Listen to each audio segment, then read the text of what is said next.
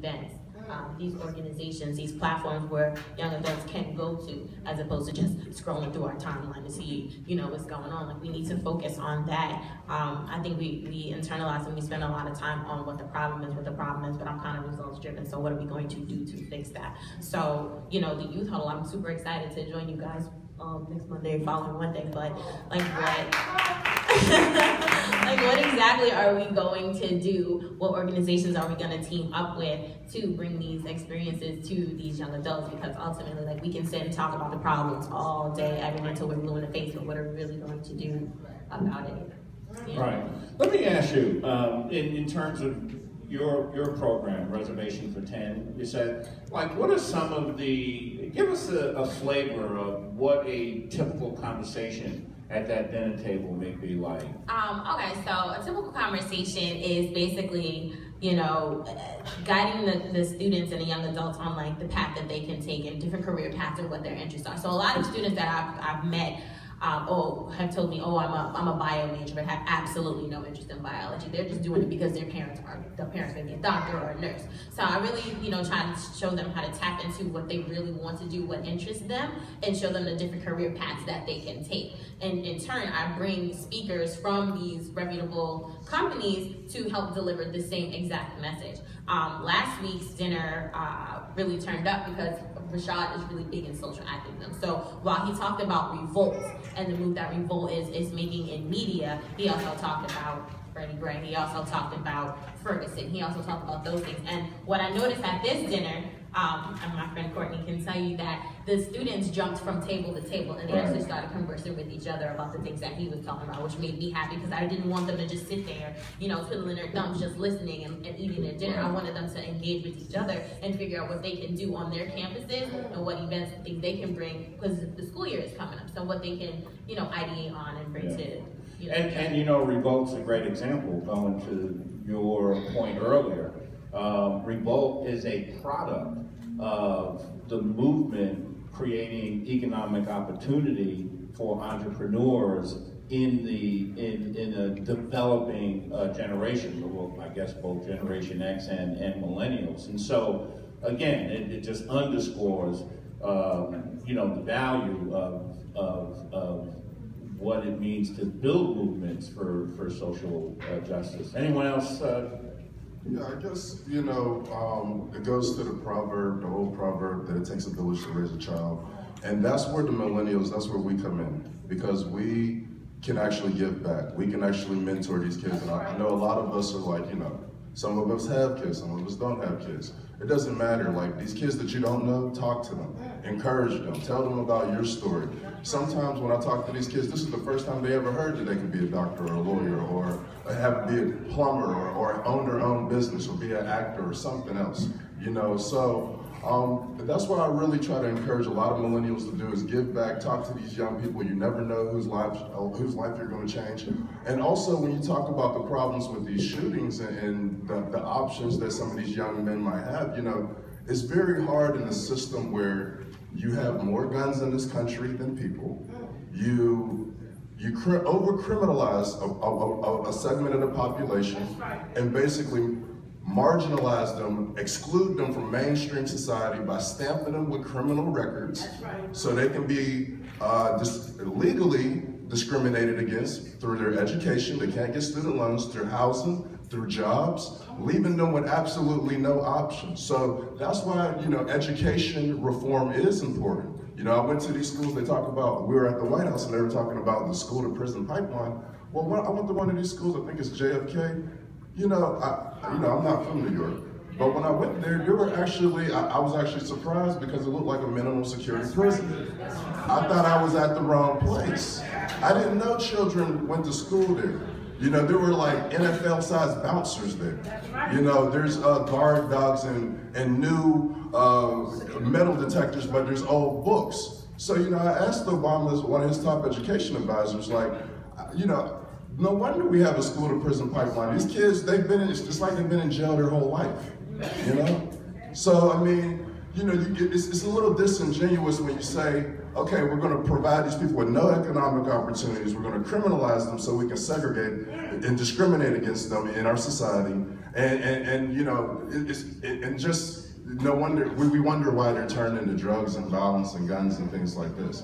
You know, so I mean, it starts with education reform. It starts with criminal justice reform. When these people are coming home, you say they serve their debt to society, mean it. Give them the right to vote. Give them these opportunities to provide for their families and for their communities.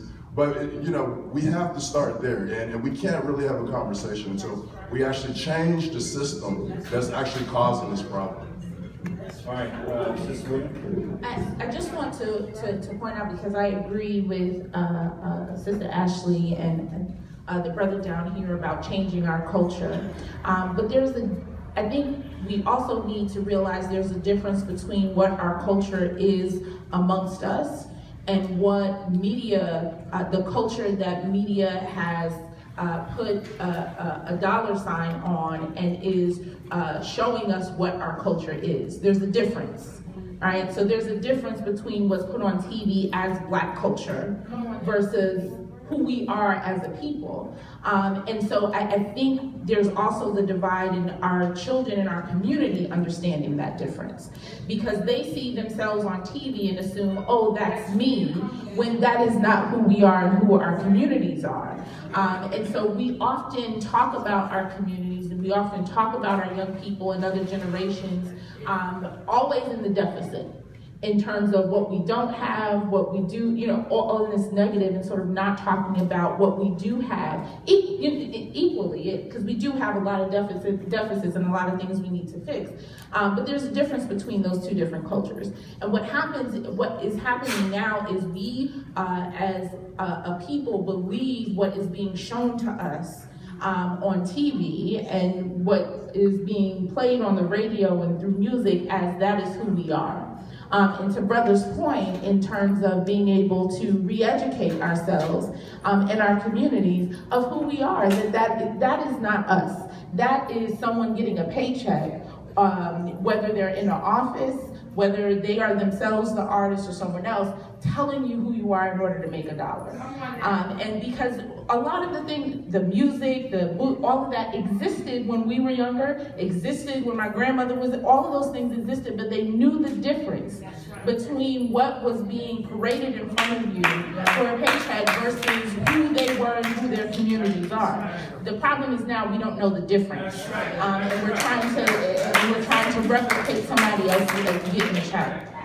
The second thing I would say to that culture shift, and we're talking about it a lot, that as if we can change ourselves, and that change will automatically make everything better, and it doesn't. You know, even if you have the good job, you go to school, you get the degree, you can still be killed by state violence.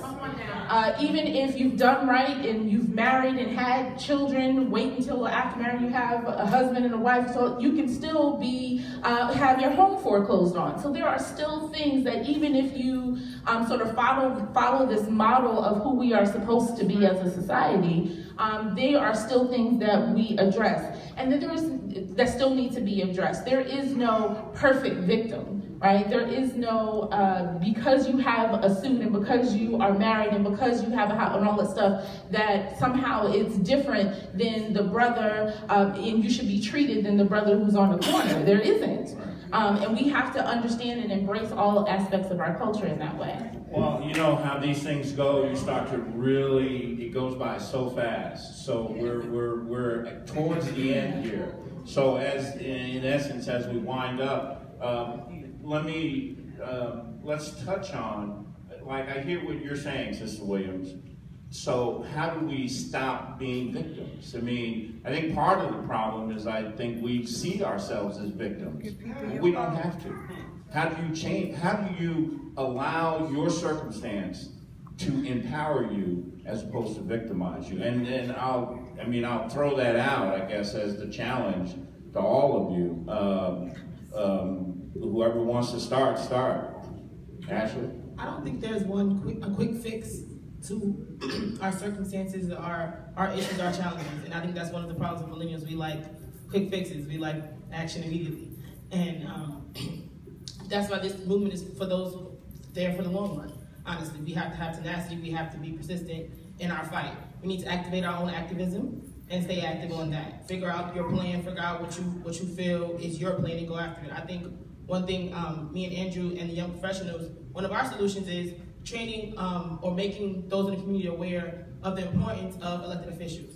In order, it's bigger than the president. It goes down to the local levels, and a lot of people. We're here at the huddle every Monday. A lot of us don't even know who our local representatives are or who to go to immediately if you have a problem. I think that's one of the problems in our community. And I think if we train those who could step up and run, I think it will have more of a say-so in our community. If Marilyn Mosby was not there, it would have been a different outcome.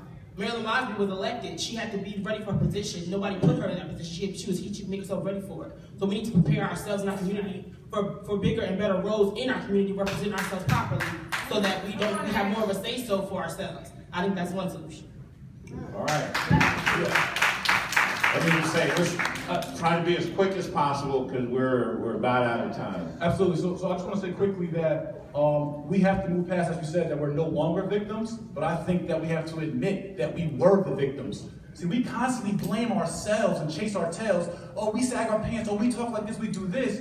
But we've been mistreated and traumatized and never repaired. We're the only nation of people that have went through that kind of trauma and never been repaired. And we have to rally around the fact that we haven't received liberty. We've been emancipated, never liberated. We never received repair. We've been mistreated and traumatized as a people. So we need to unify around that as one people. Because we're going to do business together, right? As a businessman, if black people will do business together, what's the business? Who are we? What's our brand? And how do we go out to the world? We are the red, black, and the green. We are new African people here. I think we unite around one cause as opposed to our individual organizations. One larger cause bigger than all of us, which is being new Africans.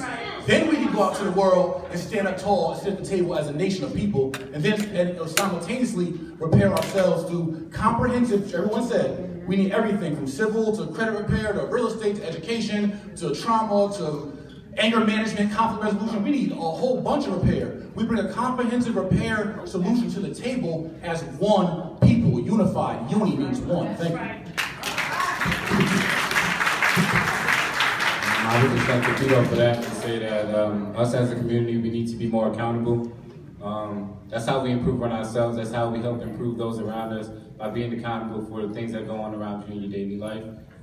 If you know better and you're around someone who doesn't know better, this is your opportunity to teach them. That's right. This is what we have to do as a community. We have to be able to communicate better. We have to say good morning to each other, good evening. We have to start having values and having tendencies that bring us up as a community. We start at the bottom, we start as a community, and that's how we make the political change. That's how you influence the young man who lives across the street from you to become the political leader. You have to do things daily on yourself. So yes, we all are here in the movement. Yes, we all are awake, but we also have to be accountable every day. You know, if you have a chance to teach someone else, then do that. Take that opportunity, because you never know what it will lead to. All right, we're going to finish this, but I do just because I know we're going off the air, so just want to tell everybody, thank you so much. We're going to continue the discussion. See you next week, right here, WLIB 1190 AM. The Reverend Dr. Al Sharpton will be here as we also celebrate Our Lives Matter next week. All right, we can continue and wrap the conversation. Anybody else? I want to definitely touch on what he said. Like, we definitely have been a victim. Like, every black man and woman in America started from the bottom. We never started with an even playing field. So if we don't understand that, then we're going to have false expectations of ourselves. And what we have to do is, as we gain economic and success, we have to link together to create that even playing field. Everyone who gets out of the battle, you're going to pull someone else out and continue to pull someone else out. And that's why we have to recreate the culture, because our culture is not designed for that. It's designed for competition against us. If you look at every other culture, they're not competing with each other. They're not trying to see how much money they can spend. They're trying to see how much money they can keep, how much less money they can spend and pass on to their generation. They know who they are, so we have to, that's the culture that we have to redirect. We have to see we have to take our children and say, look, I'm not buying you $500 sneakers. Because it don't make sense. I'm not buying you $300 pair because it don't make sense to do that. We're gonna go to the store, you're gonna get a $20 outfit, and you're gonna be educated, and you're gonna got to be ready to embrace both student culture.